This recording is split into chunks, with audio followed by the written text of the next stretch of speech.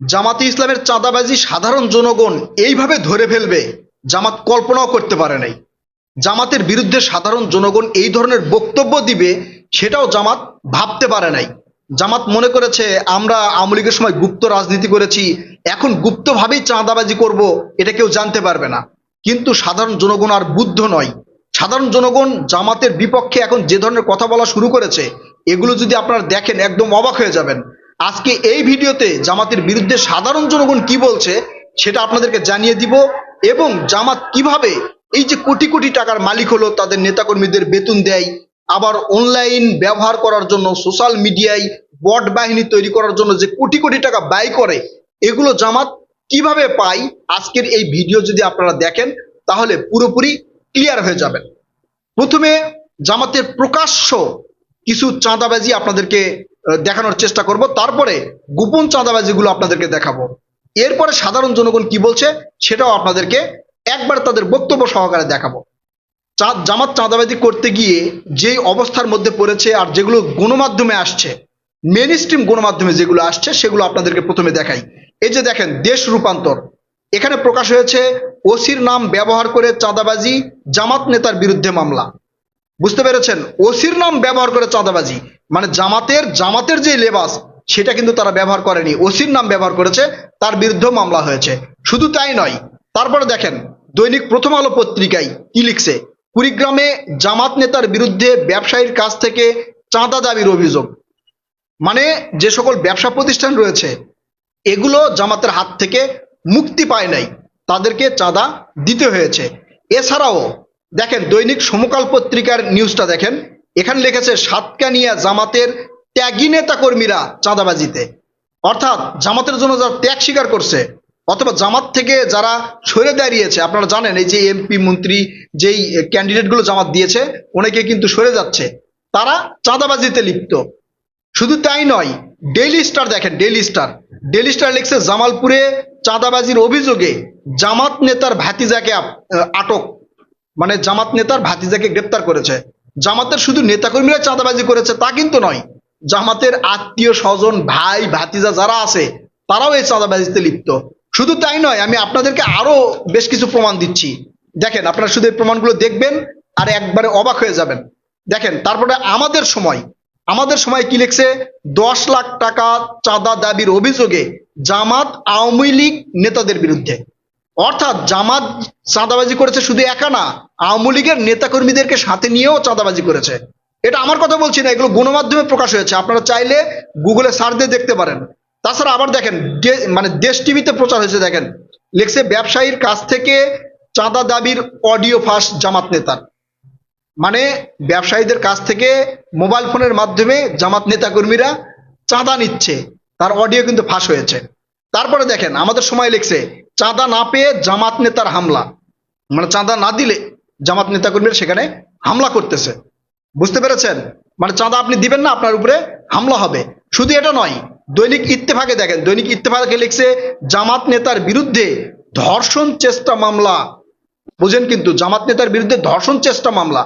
পুলিশকে এমপি প্রার্থীর হুমকি। অর্থাৎ জামাতের যে এমপি প্রার্থী হয়েছে তাই আবার পুলিশকে হুমকি দিচ্ছে, মানে আমার নেতাকর্মীর বিরুদ্ধে কোনো ধরনের মামলা নেওয়া যাবে না। শুধু এই চাঁদাবাজি আর ধর্ষণ নয়, আপনাদেরকে যদি স্লাইডে দেখায়, দেখেন চাঁদাবাজি, টেন্ডারবাজি, জমি দখল, ভূমি দখল, গ্রামের বৃদ্ধ মহিলা যারা আছে তাদের জমি দখল, সরকারি প্রতিষ্ঠান দখল, গাছ দখল, বাঁশ দখল। মানে এমন কোনো জায়গা নাই, দেখতে থাকেন সাইডে আমি দেখাচ্ছি, এমন কোনো জায়গা নাই জামাত সেখানে আধিপত্য বিস্তার করে নাই, জামাত সেখান থেকে চাঁদাবাজি করে নাই, এমন কোনো জায়গা নাই। আপনারা দেখতে থাকেন। এবং এই ধরনের হাজার হাজার নিউজ গণমাধ্যমে প্রকাশ হয়েছে, যেগুলো গোপন আছে, অন্যের নাম দিয়ে তারা চাঁদাবাজি করছে, সেই টাকাগুলো পকেটে আসতেছে, এই টাকাগুলো আবার কেন্দ্র পর্যন্ত পৌঁছে যাচ্ছে। এখন বুঝতে পেরেছেন জামাত রাজনৈতিক দল হিসেবে কিভাবে এই কোটি কোটি টাকার মালিক হলো, কিভাবে এই কোটি কোটি টাকার মালিক হয়েছে।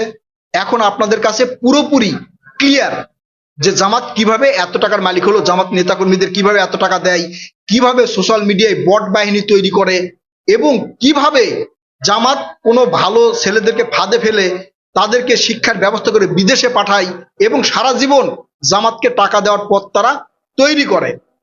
এখন প্রশ্ন হলো, জামাতের বিরুদ্ধে এত চাঁদাবাজির নিউজ হয়েছে, এই নিউজগুলো কেন ভাইরাল হয় নাই? আপনারা দেখতে পেয়েছেন যে বিএনপি একটা টেম্পু স্ট্যান্ডে চাঁদাবাজি করেছে, ব্যাপক ভাইরাল। লঞ্চ ঘাটে চাঁদাবাজি করেছে, ব্যাপক ভাইরাল। বালু উত্তোলনে বিএনপির নেতাকর্মীরা জড়িত, ব্যাপক ভাইরাল। কিন্তু জামাতের বিরুদ্ধে হাজার হাজার নিউজ হলেও সেগুলো কেন ভাইরাল হয় না? এগুলো ভাইরাল না হওয়ার পিছনে একটাই কারণ, সোশ্যাল মিডিয়ায় জামাত যেভাবে বট বাহিনী তৈরি করেছে, জামাত যেভাবে আধিপত্য স্থাপন করেছে, অন্যান্য রাজনৈতিক দল সেটা পারে নাই। এটা বলতে হবে বিএনপির ব্যর্থতা বা জামাত জোটের বিরুদ্ধে যারা আছে তাদের ব্যর্থতা।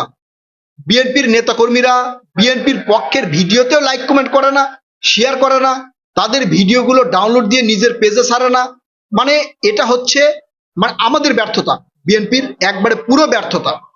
ভিডিওতে লাইক কমেন্ট পর্যন্ত করে না, মানে এমন একটা অবস্থা হয়ে গেছে বিএনপির। আমরা কিন্তু অতীতে দেখেছি আওয়ামী লীগের নেতাকর্মীরা তাদের পক্ষের ভিডিওতে লাইক কমেন্ট করতো না, এখন সেই ভাবটা কিন্তু আমরা এই সোশ্যাল মিডিয়ায় বিএনপির নেতাকর্মীদের কাছে দেখতে পাচ্ছি। দেশটা যে ধ্বংসের দিকে যাচ্ছে, জামাত যে সব জায়গায় আধিপত্য বিস্তার করেছে, জামাত শীর্ষ স্থানগুলোতে বসে পড়েছে, প্রশাসনের মধ্যে, সচিবালয়ের মধ্যে, সরকারের বিভিন্ন জায়গায় হচ্ছে জামাত বসে পড়েছে, সেই বিষয় নিয়ে কিন্তু আমরা মাথা ঘামাতে দেখছি না। কারণ বিএনপি দেখছে যে সামনে নির্বাচন হচ্ছে, নির্বাচন যদি সুষ্ঠুভাবে হয় আমরা ক্ষমতায় যাব, এত সহজ কিন্তু হবে না। বিএনপির এই দুর্বল জায়গাগুলো থেকে বের হয়ে আসতে হবে, বিএনপির বের হয়ে আসতে হবে। যারা হচ্ছে বিএনপিকে ট্র্যাক দিচ্ছে সেই ট্র্যাগের প্রতিক্রিয়া জানাতে হবে। বিএনপির বিরুদ্ধে কথা বললে বিএনপির বিরুদ্ধে যে ন্যারেটিভ তৈরি করা হচ্ছে সেই ন্যারেটিভের বিরুদ্ধে ন্যারেটিভ তৈরি করার মতো অ্যাক্টিভিস্ট তৈরি করতে হবে। সোশ্যাল মিডিয়ায় ব্যাপক উপস্থিতি থাকতে হবে। কারণ আপনারা দেখেছেন এই সোশ্যাল মিডিয়ার বদৌলতে ভোটারদের মধ্যে একটা প্রতিক্রিয়া জামাত কিন্তু সৃষ্টি করতে পেরেছে। প্রথমে জরিপ দেখলেন, সেই জরিপে আসলো যে বিএনপি 70% ভোট পাবে। আবার পরবর্তীতে আরেকটা জরিপ আসলো এই যে গত পরশুদিন, সেই জরিপে জামাত এবং বিএনপির মধ্যে 1% ভোটের তফাৎ। বুঝতে পেরেছেন এখন? অর্থাৎ বিএনপির পক্ষে কোনো নিউজ আসলে জামাত সেটাকে শেল্টার দেওয়ার জন্য ব্যাপক চেষ্টা চালাচ্ছে। বিএনপির পক্ষে একটা শব্দও যদি আসে সেই শব্দের বিরোধিতা করে হাজারটা শব্দ ছড়িয়ে পড়ছে। আর এই সোশ্যাল মিডিয়ার অ্যাক্টিভিস্ট গুলো তৈরি করেছে জামাত বিভিন্নভাবে।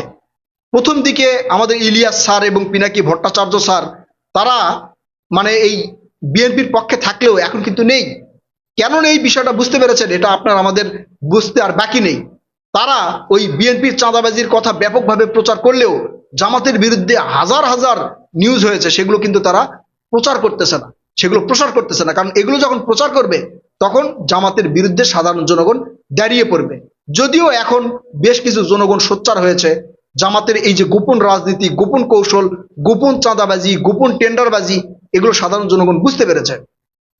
তাই এখন আমি মনে করি আমার আপনার যারা দেশকে রক্ষা করতে চান, যারা দেশকে বাঁচাতে চান, যারা বিএনপিকে ক্ষমতায় নিয়ে আসতে চান বা যারা বিএনপিকে ক্ষমতায় দেখতে চান, তাদের দায়িত্ব বিএনপির পক্ষে যে সকল ভিডিও বা ন্যারেটিভ তৈরি হবে সেগুলো ব্যাপকভাবে ছড়িয়ে দিতে হবে এবং অন্যান্য রাজনৈতিক দলের বিপক্ষে যেগুলো ন্যারেটিভ তৈরি হবে সেগুলো ব্যাপকভাবে ছড়িয়ে দিতে হবে।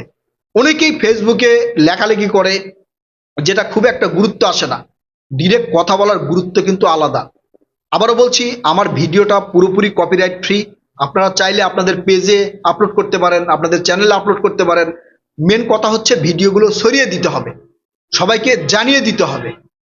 প্রিয় দর্শক, আপনারা যদি দেশকে অন্তত ভালো জায়গায় দেখতে চান তাহলে বিএনপির পক্ষে যেগুলো ন্যারেটিভ থাকবে সেগুলো অবশ্যই ছড়িয়ে দিতে হবে।